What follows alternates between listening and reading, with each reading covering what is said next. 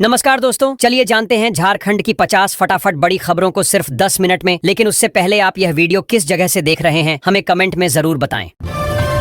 जेपीएसएससी JSSC विवाद पर केंद्रीय मंत्री संजय सेठ ने कांग्रेस नेता राहुल गांधी पर तीखा राजनीतिक हमला बोला है। उन्होंने राहुल गांधी को खुला चैलेंज देते हुए कहा कि अगर उनके मन में छात्रों के प्रति थोड़ी भी संवेदना बची है तो वे तुरंत रांची आएं और पुलिस कार्रवाई में घायल हुए युवाओं से मुलाकात करें। संजय सेठ ने आरोप लगाया कि राज्य सरकार युवाओं के भविष्य के साथ खिलवाड़ कर रही है और हक मांगने पर उन पर लाठियां चलाई जा रही हैं, जिसका जवाब राज्य की जनता जल्द ही देगी। जेएसएससी सीजीएल पेपर लीक मामले में सीआईडी की विशेष जांच टीम ने बड़ी कार्रवाई करते हुए मास्टरमाइंड अभय तिवारी समेत 3 आरोपियों को गिरफ्तार कर लिया है। अदालत ने जांच एजेंसी की याचिका पर सुनवाई करते हुए तीनों आरोपियों को 5 दिनों की पुलिस रिमांड पर भेजने का आदेश दिया है। पूछताछ के दौरान सीआईडी इस पूरे गिरोह के नेटवर्क, वित्तीय लेन देन और संलिप्त अन्य सफेदपोशों का पर्दाफाश करने में जुटी है। अधिकारियों का दावा है कि रिमांड अवधि के दौरान इस मामले में कई चौंकाने वाले खुलासे हो सकते हैं। धनबाद जिले के भगतड़ीह क्षेत्र में बीती रात जोरदार धमाके के साथ अचानक जमीन धंस गई, जिससे पूरे इलाके में हड़कंप मच गया। इस भू धंसान के कारण लगभग 13 मकान पूरी तरह जमींदोज हो गए, जिससे आसपास के परिवारों में भारी अफरा तफरी का माहौल बन गया। स्थानीय निवासियों ने खदानों में हो रही हैवी ब्लास्टिंग को इस हादसे की वजह बताया है। घटना के बाद प्रभावित लोग अपना सामान छोड़कर सुरक्षित स्थानों की ओर भागने लगे। वहीं प्रशासन राहत और बचाव कार्य में जुट गया। झारखंड के लगभग 15 लाख एलपीजी गैस उपभोक्ताओं के लिए जरूरी खबर सामने आई। खाद्य आपूर्ति विभाग ने स्पष्ट किया है कि जिन उपभोक्ताओं ने अपनी ई-केवाईसी प्रक्रिया पूरी नहीं कराई है, उन्हें अब सरकार की तरफ से मिलने वाली सब्सिडी का लाभ नहीं मिलेगा और सिलेंडर बाजार दर पर खरीदना पड़ेगा। विभाग ने कहा है कि यह कदम फर्जीवाड़े को रोकने के लिए उठाया गया है, इसलिए सभी पात्र उपभोक्ता जल्द से जल्द अपनी नजदीकी गैस एजेंसी में जाकर ई-केवाईसी सत्यापन अवश्य करवाएं।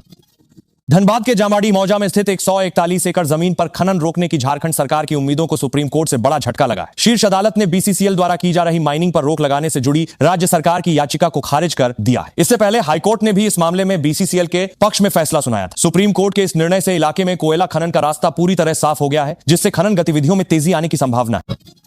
बंगाल की खाड़ी में एक नया निम्न दबाव का क्षेत्र बन रहा है, जिसके प्रभाव से झारखंड के मौसम में बड़ा बदलाव देखने को मिल सकता है। मौसम विज्ञान केंद्र रांची ने अगले 48 घंटों के दौरान राजधानी रांची, जमशेदपुर, धनबाद सहित कई पूर्वी और मध्य जिलों में भारी बारिश और वज्रपात की चेतावनी जारी की। मौसम विभाग ने आम लोगों और किसानों को सतर्क रहने तथा खराब मौसम के दौरान खुले मैदान या पेड़ों के नीचे न जाने की सलाह दी। इसके लिए येलो अलर्ट जारी हुआ। भारतीय सर्राफा बाजार में सुस्ती के बीच झारखंड में 24 कैरेट सोने की कीमतों में हल्की गिरावट दर्ज की गई है। इसके बावजूद राज्य के प्रमुख शहरों में 10 ग्राम 24 कैरेट सोने का भाव 72,400 रुपए के पार बना हुआ है। बाजार कारकर से होगे कि आधार के बार वाहो वर्षा है ग्राम काम। विशेषज्ञों का कहना है कि वैश्विक संकेतों और शेयर बाजार में जारी उतार चढ़ाव का असर सोने के दामों पर दिख रहा है। त्योहारों का सीजन करीब आने के कारण खरीदारों की नजरें आने वाले दिनों में कीमतों में होने वाले बदलावों पर टिकी हुई हैं। धनबाद जिले में चर्चित निर्दलीय विधायक जयराम महतो की मुश्किलें बढ़ती दिख रही हैं। उनके खिलाफ एक स्थानीय निवासी की शिकायत पर मारपीट करने, जानलेवा हमला करने और जाति सूचक शब्दों का इस्तेमाल करने का गंभीर आरोप लगाते हुए प्राथमिकी दर्ज की गई है। वहीं दूसरी ओर विधायक जयराम महतो ने इन आरोपों को निराधार और राजनीतिक साजिश करार दिया है। उन्होंने दावा किया कि उन पर जानलेवा हमला हुआ था और सच को दबाने के लिए विरोधी पक्ष द्वारा उनके खिलाफ झूठी प्राथमिकी दर्ज करवाई गई है।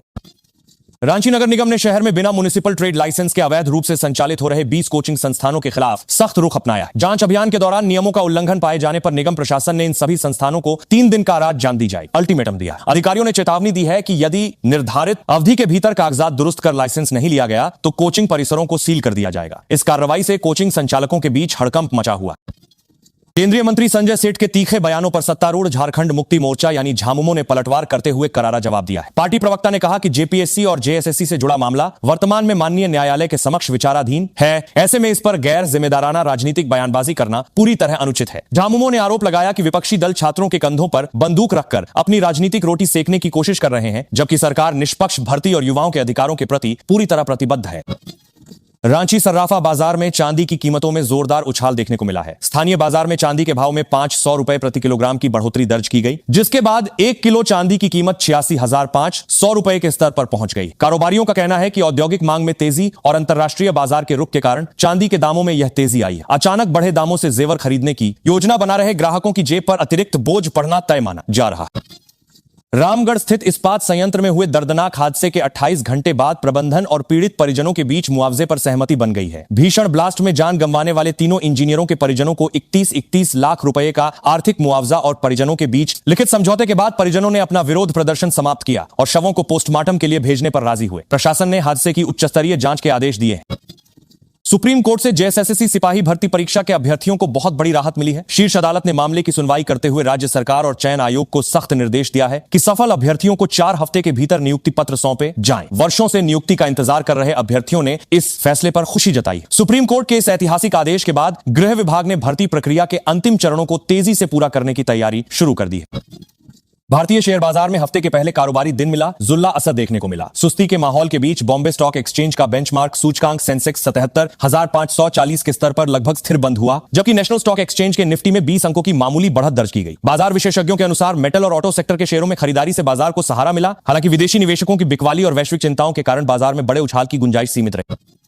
सरायकेला जिले से एक दिल दहला देने वाली वारदात सामने आई है, जहां 2 युवकों का अपहरण करने के बाद उनकी बर्बरता से हत्या कर दी गई। अपराधियों ने साक्ष्य छुपाने की नीयत से दोनों शवों को सुनसान इलाके में जमीन में गाड़ दिया था। पुलिस ने गुप्त सूचना के आधार पर छापेमारी कर कब्र खोदकर शवों को बाहर निकाला और पोस्टमार्टम के लिए भेज दिया। इस सनसनीखेज खुलासे के बाद इलाके में भारी तनाव है। वहीं पुलिस संदिग्धों को हिरासत में लेकर पूछताछ कर रही है।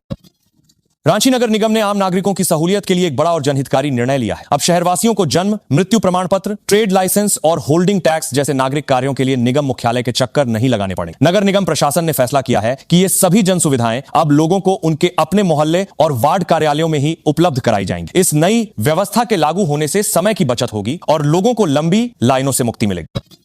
स्थानीय सब्जी मंडियों में दैनिक जरूरतों की चीजों के दामों में उतार चढ़ाव जारी है। राहत की बात यह है कि आलू और प्याज की थोक तथा खुदरा कीमतों में गिरावट आने से आम जनता को राहत मिली है। हालांकि दूसरी तरफ बारिश के कारण आवक प्रभावित होने से टमाटर और हरी मिर्च के दामों में भारी तेजी दर्ज की गई है। रसोई का बजट बिगड़ने से गृहिणियां परेशान, जबकि मंडी आढ़तियों का कहना है कि नई फसल आने तक हरी सब्जियों के दाम ऊंचे रह सकते हैं। जामताड़ा जिले में एक विवादित सोशल मीडिया पोस्ट को लेकर भारी बवाल खड़ा हो गया। उग्र भीड़ ने कानून व्यवस्था को हाथ में लेते हुए आरोपी के घर पर हमला बोला और मौके पर पहुंची पुलिस की गाड़ियों में जमकर तोड़फोड़। स्थिति को अनियंत्रित होते हैं विवादित सोशल मीडिया पोस्ट के बारे बवाल पर हमला बोला और कानून करने का 2 सालों के बारे बवाल खड़ा हो गया। देख प्रशासन ने जामताड़ा के अलावा पड़ोसी 2 अन्य जिलों से अतिरिक्त पुलिस बल बुलाकर तैनात कर दिया है। पूरे इलाके में धारा 144 लागू कर दी गई है और पुलिस उपद्रवियों की पहचान कर उनकी गिरफ्तारी के लिए छापेमारी कर रही है। रांची के बिरसा मुंडा हवाई अड्डे पर एयर इंडिया एक्सप्रेस के एक विमान की आपातकालीन लैंडिंग कराई गई। उड़ान भरने के कुछ ही समय बाद विमान के केबिन में अचानक ऑक्सीजन का दबाव कम होने लगा, जिससे यात्रियों में हड़कंप मच गया। पायलट ने मुस्तैदी दिखाते हुए तुरंत एटीसी से संपर्क किया और विमान को सुरक्षित रांची रनवे पर उतार लिया। सभी यात्री पूरी तरह सुरक्षित। तकनीकी खराबी की जांच के लिए विमान को फिलहाल ग्राउंडेड कर दिया गया है और इंजीनियरों की टीम जांच में जुटी है। पलामू जिले में नेशनल हाईवे निर्माण कार्य में जुटी एक निजी कंपनी की साइट पर अज्ञात हथियारबंद अपराधियों ने ताबड़तोड़ फायरिंग कर दी। इस अचानक हुए हमले में कार्यस्थल पर मौजूद 2 मजदूर गोली लगने से गंभीर रूप से घायल हो गए। आनन फानन में दोनों घायलों को इलाज के लिए नजदीकी अस्पताल में भर्ती कराया गया, जहां उनकी स्थिति गंभीर बनी हुई है। पुलिस का प्राथमिक अनुमान है कि रंगदारी न मिलने के कारण आपराधिक गिरोह ने दहशत फैलाने की नीयत से इस घटना को अंजाम दिया है। रांची के कोकर औद्योगिक क्षेत्र स्थित वासुदेव ऑटो वर्कशॉप में देर रात अचानक भीषण आग लग गई। देखते ही देखते आग ने पूरे वर्कशॉप को अपनी चपेट में ले लिया और वहां मरम्मत के लिए खड़ी 9 गाड़ियां धू धू कर जलकर राख हो गई। सूचना मिलते ही फायर अगर आपको तमाम करते हैं तो दोमारूख है। ब्रिगेड की कई गाड़ियों ने मौके पर पहुंचकर काफी मशक्कत के बाद आग पर काबू पाया। प्राथमिक जांच में आग लगने का कारण शॉर्ट सर्किट माना जा रहा। हादसे में लाखों रुपए के नुकसान का अनुमान जताया गया। झारखंड के खाद्यान्न बाजारों में अनाज और दालों की कीमतें फिलहाल स्थिर बनी हुई हैं। राज्य की प्रमुख मंडियों में अरहर, चना, मसूर और उड़द दाल की बिक्री दर में कोई बड़ा बदलाव दर्ज नहीं किया गया है। व्यापारियों का कहना है कि बाजार में खाद्यान्न का पर्याप्त स्टॉक उपलब्ध है और मांग आपूर्ति का संतुलन बना हुआ है। इसके कारण चावल और गेहूं के दामों में भी स्थिरता देखी जा रही, जिससे आम उपभोक्ताओं को महंगाई के इस मोर्चे पर राहत मिली हुई है।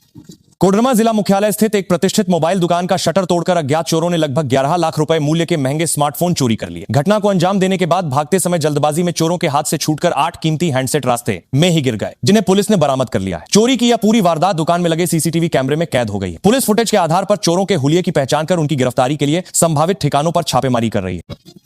रांची शहर के कई प्रमुख और घनी आबादी वाले इलाकों में आज 4 घंटे तक बिजली आपूर्ति बाधित रहेगी। बिजली वितरण निगम ने मेंटेनेंस और ट्रांसफार्मर मरम्मत कार्य को लेकर पावर कट का नया शेड्यूल जारी किया है। इसके तहत सुबह 11 बजे से दोपहर 3 बजे तक अशोकनगर, हरमू, अरगोड़ा और कर्रू के कुछ हिस्सों में बिजली बंद रहेगी। विभाग ने प्रभावित इलाकों के उपभोक्ताओं से अपील की है कि वे अपनी दैनिक जरूरतों के काम समय रहते पूरा कर लें ताकि परेशानी न हो।